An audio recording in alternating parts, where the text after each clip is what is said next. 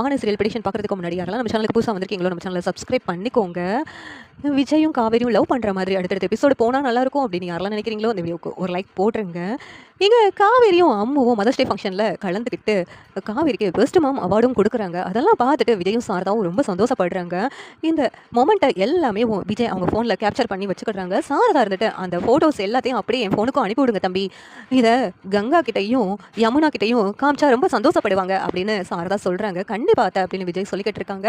இங்கே ஃபங்க்ஷன்லாம் முடிச்சுட்டு அம்முவும் காவேரியும் விஜய் சாரதா கிட்ட வர்றாங்க. வந்ததும் விஜய் இருந்துட்டு, என்ன மிஸ், எனக்கு ரொம்ப சர்ப்ரைஸாக இருந்துச்சு நீங்கள் 2 பேரும் சேர்ந்து ஸ்டேஜில் பெர்ஃபார்ம் பண்ணது. அதை பார்த்து நானே கொஞ்ச நேரத்தில் அதிர்ச்சி ஆகிட்டேனான்னு பார்த்துக்கோங்களேன் அப்படின்னு சொல்லிட்டு விஜய் வந்து காவேரி கிட்ட சொல்கிறாங்க. அம்மா இருந்துக்கிட்டு, ஆமாப்பா உங்களுக்கு இதை பார்த்தா சர்ப்ரைஸாக இருக்குன்னு சொல்லிட்டு தான் மிஸ் உங்ககிட்ட சொல்ல வேண்டாம்னு சொன்னாங்க, சூப்பராக இருந்துச்சுல அப்படின்னு அம்மா சொல்லிக்கிட்டு இருக்காங்க.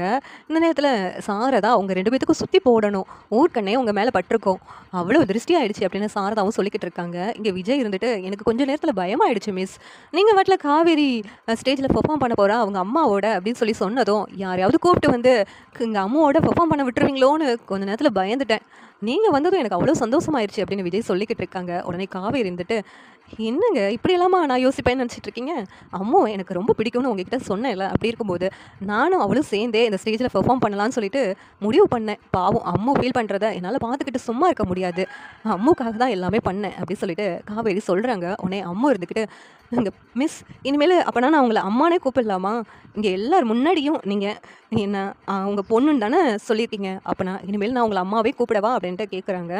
உடனே சாரதா வந்துட்டு, அதுக்கு என்னடா அம்மானு கூப்பிட்டா போச்சு அப்படின்னு சொல்லிட்டு சொல்கிறாங்க. உடனே காவேரி முறைக்கிறாங்க. இங்கே அம்மு இருந்துக்கிட்டு, மிஸ் நான் கூப்பிடலாம்ல உங்களை அம்மான்னு சொல்லிட்டு அப்படின்ட்டு கேட்குறாங்க. ஏன்னா எங்கள் அம்மாவும் நீங்களும் ஒரே மாதிரி தான் இருக்கீங்க, அப்பா என்கிட்ட அம்மாவோட ஃபோட்டோவை காமிச்சாங்க, அந்த ஃபோட்டோவில் உள்ள மாதிரி அப்படியே நீங்கள் இருக்கீங்க மிஸ், அதனால தான் நான் கேட்குறேன், உங்களை நான் அம்மானு கூப்பிடலாமா, எங்கள் அம்மா இருந்தால் இப்படி தான் என்னை பார்த்துக்குவாங்க போலுக்கு, எங்கள் அம்மாவோட பாசம் அப்படியே உங்ககிட்ட கிடைக்குது எனக்கு அப்படின்ட்டு அம்மு வந்து அப்படியே காவேரி கிட்ட ரொம்ப எமோஷ்னலாக பேசுகிறாங்க. இதை பார்த்து விஜயும் கொஞ்சம் எமோஷ்னல் ஆகுறாங்க. காவேரி எமோஷ்னல் ஆகி, அதுக்கு என்னடா நீ என் அம்மானு தாராளமாக கூப்பிட்டுக்கலாம், என்ன சொன்ன உங்கள் அம்மா அப்படியே என்ன மாதிரி இருப்பாங்களா அப்படின்னு சொல்லிட்டு கேட்குறாங்க. ஆமாம் மிஸ், அப்பா அந்த ஃபோனை கொடுங்க அப்படின்ட்டு விஜய் கிட்ட ஃபோனை வாங்கி இங்கே காவேரி கிட்ட அந்த குழந்தை காமிக்க போகுது. உடனே இங்கே விஜய் அச்சோ அதை பார்த்துட்டு காவேரி எப்படி ஃபீல் பண்ண போகிறாளோ அப்படின்னு யோசிச்சுட்டு இருக்காங்க. உடனே காவேரி அதை பார்த்துடுறாங்க. பார்த்ததும், என்னங்க அப்படியே என்ன மாதிரியேவும் உங்கள் ஒய்ஃப் இருக்காங்க, என்னால் நம்பவே முடியல அப்படின்னு சொல்லிட்டு கேட்குறாங்க. ஆமாங்க என் ஒய்ஃப் அப்படியே உங்களை மாதிரியே தான் இருப்பாங்க அப்படின்னு சொல்லிட்டு விஜய் சொல்லிக்கிட்டு இருக்காங்க.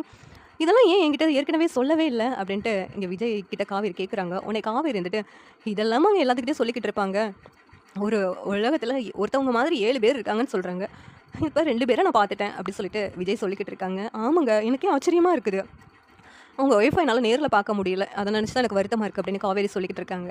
இந்த நேரத்தில் விஜய் இருந்துட்டு, மிஸ் நான் உன்னை கேட்பேன் நீங்கள் கோச்சிக்க மாட்டீங்கள்ல அப்படி சொல்லி கேட்குறாங்க. பேசாமல் மிஸ் நீங்கள் எங்கள் அப்பாவை கல்யாணம் பண்ணிக்கிறீங்களா, எனக்கு நிரந்தரமாக நீங்கள் அம்மாவை வந்துடுறீங்களா அப்படின்னு சொல்லிட்டு அந்த குழந்தை கேட்குது. உடனே இங்கே காவேரிக்கு என்ன பதில் சொல்லனே தெரியலை. சாரதா இருந்துட்டு, அந்த குழந்தை கேட்டதுக்கு பதில் சொல்கிறீ அப்படி சொல்லி சொல்கிறாங்க. உடனே அம்மா இருந்துட்டு, இங்கே பாருங்கள் மிஸ், உங்களுக்கு எங்கள் அப்பாவை பிடிக்கலையா, எங்கள் அப்பா எப்போ பார்த்தாலும் உங்ககிட்ட ஒரு மாதிரி பேசுகிறாங்கன்னு சொல்லிட்டு நீங்கள் ஃபீல் பண்ணுறீங்களா, எங்கள் அப்பா ரொம்ப நல்லவங்க மிஸ், உங்ககிட்ட தான் அப்படி நடந்துக்கிறாங்க, ஏன்னா நீங்கள் எங்கள் அம்மா மாதிரி இருக்கீங்களா, அதனால தான் இப்படியெல்லாம் நடந்துக்கிறாங்கன்னு எனக்கு தோணுது மிஸ் அப்படின்ட்டு அம்மா சொல்கிறாங்க. நீங்கள் எங்கள் அப்பாவை தப்பாக நினச்சிக்கிடாதீங்க, நீங்கள் எங்கள் அப்பாவை கல்யாணம் பண்ணிக்கோங்க, எங்கள் வீட்டுக்கு எனக்கு அம்மாவாக வந்துடுங்க மிஸ் அப்படின்னு சொல்லிட்டு அம்மா சொல்கிறாங்க. உடனே காவேரி எந்த பதிலும் சொல்லாமல் இருக்கிறாங்க. இந்த நேரத்தில் விஜய், சரி டைம் ஆயிடுச்சு நம்ம போகலாம் அப்படின்ட்டு பேச்சை மாற்றி அப்படியே கூட்டு வராங்க வண்டியில். இங்கே வீட்டுக்கு வந்து விட்டுறாங்க. விட்டதும் இங்கே காவேரி, சரி பாய் அம்மு அப்படின்னு சொல்லிட்டு இங்கே சாரதாவும் இறங்கிறாங்க. உடனே விஜயும் அம்முவும் வீட்டுக்கு போயிடுறாங்க. இங்கே காவேரி இருந்துட்டு, அந்த குழந்தை கேட்டுச்சு, அதுக்கு என்ன பதில் சொல்லன்னு எனக்கு ஒன்றுமே தெரியலன்னு மனசுக்குள்ளே புலம்பிட்டு இருக்காங்க. இந்த நேரத்தில் சாரதா இருந்துட்டு, அந்த குழந்தை வாயாலே உங்ககிட்ட இப்படியெல்லாம் கேட்குதுடி, அந்த குழந்தைக்கும் உனக்கும் ஏதோ முன்ஜென்ம பந்தம் இருக்கிற மாதிரி தான் எனக்கு தோணுது, நீங்கள் 2 பேரும் அவ்வளோ அட்டாச்சாக இருக்கீங்கல்ல, அந்த குழந்தைக்காக தானே நீ அம்மாவாக அந்த ஃபங்க்ஷனில் கலந்துக்கிட்டேன், அதே மாதிரி அந்த குழந்தை ஆசைப்படுதில்ல, அதே மாதிரி அவங்க அப்பாவை நீ கல்யாணம் பண்ணிக்க வேண்டியதானே அப்படின்னு சொன்னதும், அம்மா உனக்கு வேறு வேலையே இல்லையா, அந்த குழந்தை கேட்டுச்சு, சின்ன குழந்தை, அதுக்கு எதுவும் புரியலை அதனால் அப்படி பேசுது, நீ ஏமா இப்படி பேசிக்கிட்டு இருக்க அப்படின்னு சொல்லிட்டு இங்கே காவேரி கோவப்படுறாங்க. உடனேவும் இங்கே சாரதா இருந்துக்கிட்டு, ஏய் சொன்னா புரிஞ்சுக்கோடி அப்படின்ட்டு சொல்கிறாங்க. அப்படியே உடனே காவேரி இதை பற்றி பேச வேண்டாம்னு சொல்லி போயிடுறாங்க. இங்கே சாரதா வந்துட்டு இங்கே கங்காவுக்கும் யமுனாவுக்கும் அந்த ஃபங்க்ஷனில் எடுத்த ஃபோட்டோஸ் எல்லாம் ஷேர் பண்ணி விட்டுறாங்க. அந்த இதெல்லாம் பார்த்துட்டு சாரதாவுக்கு கங்காவும் யமுனாவும் கால் பண்ணுறாங்க. கால் பண்ணதும் சாரதா இருந்துட்டு என்னடி ஃபோட்டோலாம் அனுப்பிவிட்டேன் பார்த்துட்டிங்களா அப்படின்னு சொல்லி கேட்குறாங்க. ஆமாம்மா பார்த்தேன், சூப்பராக இருந்துச்சுமா, நேரில் தான் வந்து பார்க்க முடியலை.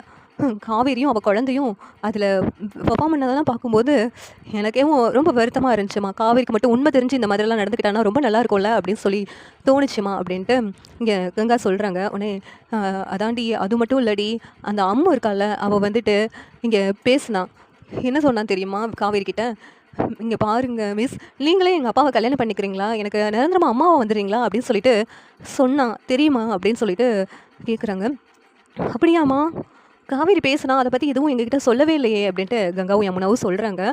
அப்படியாடி, அவள் எப்படி இதை பற்றி பேசுவா, நீங்கள் எப்படியாவது அவகிட்ட பேசி இந்த கல்யாணத்துக்கு சம்மதிக்க வைங்கடி அப்படின்ட்டு சாரதா சொன்னதும் சரிம்மா நான் பேசுகிறேன் அப்படின்ட்டு கங்கா நேராக காவேரிக்கு கால் பண்ணுறாங்க. கால் பண்ணதும் காவேரி இருந்துக்கிட்ட என்னக்கா திடீர்னு கால் பண்ணியிருக்கா அப்படின்னு சொல்லிட்டு கேட்குறாங்க.